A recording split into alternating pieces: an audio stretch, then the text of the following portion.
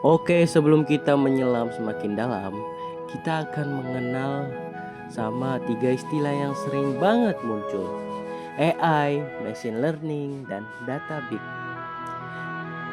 Jangan cuma ikut tren, mengerti dulu dasar-dasarnya, biar nggak sotoy. Pertama, AI alias Artificial Intelligence. Ini adalah teknologi yang bikin komputer bisa berpikir dan mengambil keputusan kayak manusia. Jika bukan cuma ngejalanin perintah doang, tapi bisa mengolah situasi. Contohnya, mobil tanpa sopir, chatbot, sampai rekomendasi film di Netflix. Itu semua kerjaan AI. Kedua, machine learning atau singkatan ML. Ini bagian dari AI. Kalau AI itu ibarat tubuh, ML itu otaknya. Dia belajar dari data, semakin sering dilatih semakin pintar. Misalnya kamu kasih data belanja orang, ML bisa belajar siapa yang bakal belanja apa tanpa kamu perlu kasih tahu. Dan terakhir, big data ini sekedar data besar, tapi data yang jumlahnya masif, kecepatannya tinggi, dan bentuknya macam-macam, kayak data dari sosial media, sensor, transaksi, online, semuanya datang dalam waktu bersamaan dan terus menerus. Nah, masalahnya data sebanyak itu nggak bisa dianalisa manual. Di sinilah machine learning turun tangan buat bantu kita menemui pola, prediksi, dan insight dari data besar samudra. Jadi simpelnya, big data itu bahan mentahan, machine learning itu kokinya, dan AI itu makanannya. Makin bagus datanya, makin pinter hasilnya. Kita masuk ke topik yang makin seru, peran machine learning dalam dunia big data. Kenapa sih dunia hal ini sering banget dibahas bareng? Apa hubungan erat mereka? Jadi gini, kita semua hidup di zaman yang disebut zaman data. Setiap kali kamu buka Instagram, buka belanja online, nonton YouTube, bahkan waktu kamu tidur dan smartwatch rekam detak jantungmu, itu semua hasilin data.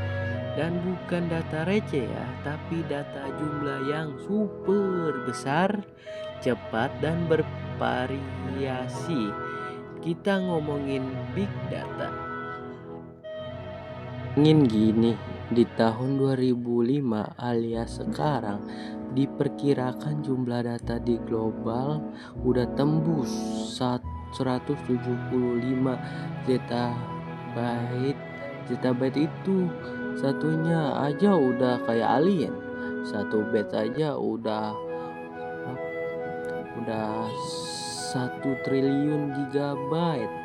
Kalau kamu mendownload itu semua ke harddisk 1 terabyte, kamu butuh 175 miliar harddisk. Mau ditaruh di mana? Masalahnya adalah data sebanyak itu nggak ada gunanya kalau nggak ngerti isinya. Disinilah machine learning muncul sebagai penyelamat. Machine learning itu ibarat otak digital yang bisa belajar dari data, mencari pola, dan bikin keputusan. Tapi yang bikin dia powerful adalah kemampuannya memproses big data secara otomatis dan efisien tanpa harus dikodein satu persatu. Kalau manusia disuruh baca 1 juta transaksi e-commerce dan cari tahu pola belanja pelanggannya, kemungkinan butuh waktu setahun dan 12 kopi sehari. Tapi ML dia bisa mengolah itu Pertama, prediksi. Misalnya dalam dunia keuangan, bank bisa pakai ML buat prediksi siapa nasabah yang beresiko gagal bayar peminjaman. Modalnya belajar dari data pinjaman lama, umur, riwayat utang, terus bisa prediksi hasil dari data yang baru. Deteksi anomali detection. Contoh lain kayak deteksi transaksi mencurigakan. Sistem belajar dari pola transaksi normal. Jadi kalau tiba-tiba transaksi jam 3 pagi beli iPhone 15 di luar negeri, boom, sistem langsung curiga, bisa langsung di-flag sebelum uangnya hilang. Atau rekomendasi sistem e-commerce, Shopee atau Tokopedia. ML mereka jalan 24 jam buat menyesuaikan produk yang muncul di beradamu. Mereka belajar dari histori pencarian barang yang kamu klik sampai beberapa yang sering kamu scroll. Jadi nggak heran kenapa kamu tiba-tiba ditawari barang yang pas banget, kayak baca pikiran. Satu lagi modelan ML kayak Cashman, Clotter bisa bantu perusahaan, misalnya konsumen ke arah dalam grup tabel. Jadi biasa kelihatan, oh segmen A itu suka beli mahalan, segmen B doyan diskon, segmen C cuma window shopping doang. Skalanya segila apa? Google, Amazon, Netflix, Gojek, semua raksasa digital itu pakai machine learning buat mengolah data yang datang secara real time. Netflix misalnya ngolah ratusan juta data tontonan per hari buat nyaranin film ke unsur yang beda-beda. Sementara Gojek pakai ML prediksi harga dan waktu tempo berdasarkan kondisi jalan, cuaca, dan lokasi drive. Nggak cuma bisnis, di bidang lain juga ML makin dominan. Misalnya di bidang medis, machine learning bisa menganalisis hasil CT scan atau MR3 dan mendeteksi penyakit lebih cepat dari dokter tanpa capek, tanpa ngantuk. Di bidang pertanian, sensor di sawah mengumpuli data suhu, kelembapan, kadar tanah, lalu ML bantu pertanian ngasih pupuk atau air pas waktunya. Di dunia keamanan, ML bisa mengenali wajah orang dalam CCTV, melacak pergerakan mencurigakan, bahkan memprediksi aliran kejahatan berdasarkan histori data kriminal. Bagian yang sering ditanyakan oleh orang belajar machine learning, model ML itu apa saja sih? Yang lebih penting lagi, dipakai buat apa sih big data? Oke, bayangin gini. Kamu punya data sebanyak lautan, tapi kamu pengen ngambil intinya. 1. Apa yang akan terjadi besok? 2. Data ini masuk kelompok yang mana? Nah, 2 model ML yang sering dipakai untuk jawaban itu adalah regresi, clustering. Regresi prediksi nilai. Pertama, kita bahas regresi. Ini modelan buat prediksi nilai. Misalnya prediksi harga rumah, prediksi penjualan mingguan depan, atau prediksi suhu udara. Modelan regresi belajar dari data masa lalu, terus nebak nilai ke depan. Contohnya kayak gini. Kamu punya data pengunjung warung kamu dari hari Senin sampai Sabtu. Terus kamu pengen tahu hari Minggu bakal rame nggak? Nah, modelan registrasi bisa bantu menjawab itu.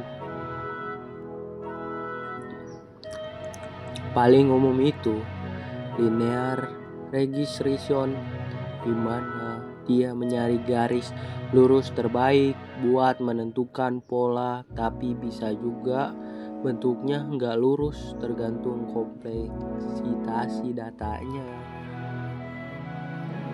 Dan yang penting, registrasi itu butuh data dengan angka atau nilai yang bisa dihitung.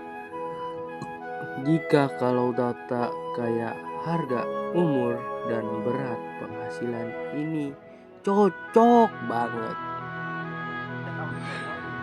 Clustering mengumpulkan yang mirip. Kalau registrasi itu buat prediksi angka, clustering itu buat ngomplitin data. Jadi model ini mengkelompoki data yang mirip tanpa kasih tahu ini kelompok A atau ini kelompok B. Misalnya kamu punya data pelanggan e-commerce. Ada yang suka belanja mahal, ada yang belanja tiap diskon, ada juga yang cuma lihat-lihat doang. Nah, modelan clustering bantu kamu kelompokin mereka otomatis tanpa harus kontak satu-satu. Paling terkenal itu namanya Kamenz clustering. Intinya dia mencari titik tengah dari kelompok, terus memasuki data ke kelompok yang paling dekat.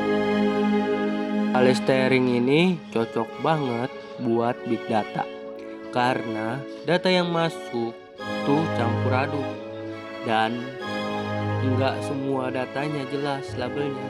Jadi model ini bisa membantu kita ngerti isi data tanpa harus ngelabelin semua manual. Bandingan gampangnya lebih gampang dibayangin gini. Regresi itu kayak kamu nanya nanti nilainya berapa ya. Clustering itu kayak kamu nanya data ini masuk kelompok mana ya. Regresi butuh data dengan jawaban label, sedangkan clustering enggak. Kedua model ini sering dipakai di berbagai bidang, misalnya di bisnis. Regresi buat prediksi penjualan, clustering buat segmen pelanggan. Di kesehatan, regresi buat prediksi risiko penyakit, clustering buat mengelompokkan gejala. Di transformasi, regresi buat prediksi waktu tempuh, clustering buat rute paling efisiensi.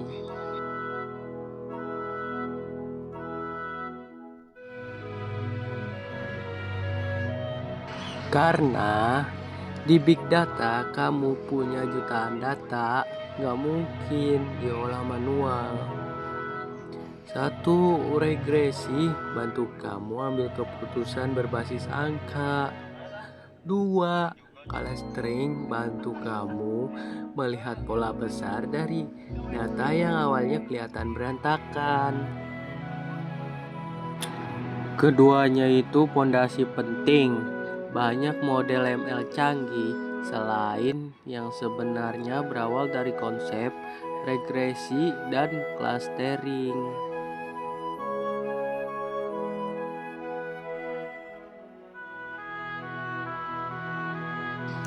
Oke, kita udah ngobrolin model-model machine learning. Terus gimana hubungannya sama big data? Tapi biar makin kebayang aplikasi di dunia nyata, yuk kita masuk ke sesi studi kasus cepat, gampang dicerna, tapi tetap nendang.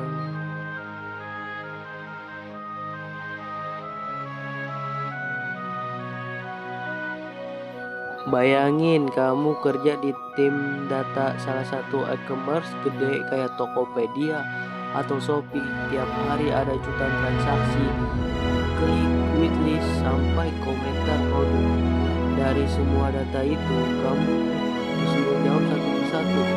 Produk apa yang paling berpotensi dibeli minggu depan di kota Jakarta?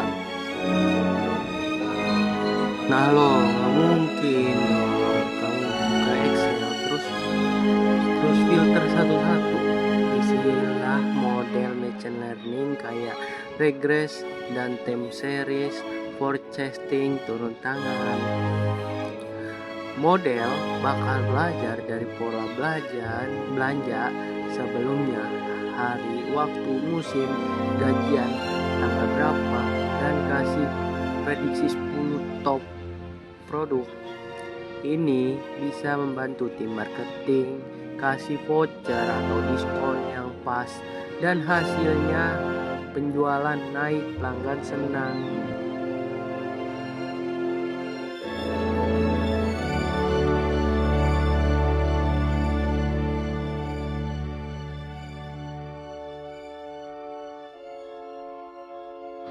Next, pindah ke sektor kesehatan. Rumah sakit punya banyak data pasien, hasil lab, riwayat penyakit, tekanan darah, bahkan gaya hidup.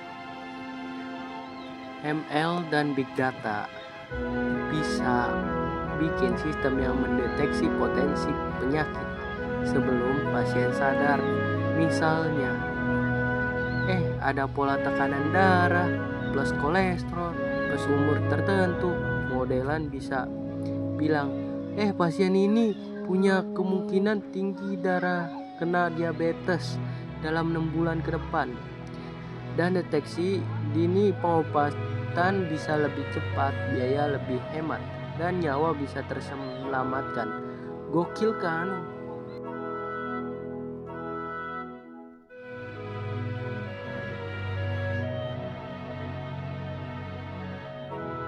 Sekarang kita ngomong Gojek atau Grab.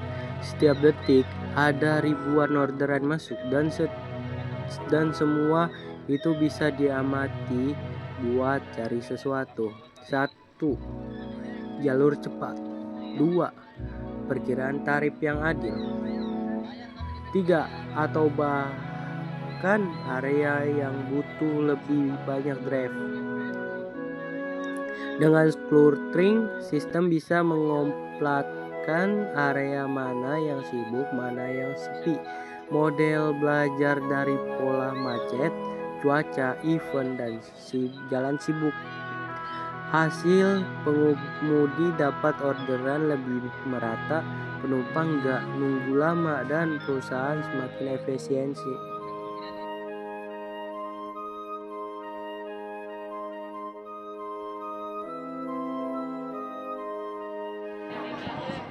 Terakhir nih, yang paling banyak dipakai di bank atau aplikasi keuangan, fraud detection. Misalnya kamu buka aplikasi bank dan tiba-tiba ada transaksi gede dari lokasi yang jauh dari kamu, padahal kamu lagi rebahan di rumah. Model machine learning yang sudah dilatih dari verifikasi transaksi sebelumnya langsung angkat bendera merah. Ini mencurigakan. Kayaknya ke akun ini dibajak. Dan sistem bisa langsung memblokir transaksi secara otomatis. Big Data bikin model makin pintar karena dia belajar dari beberapa kasus penipuan, bahkan yang gaya barunya.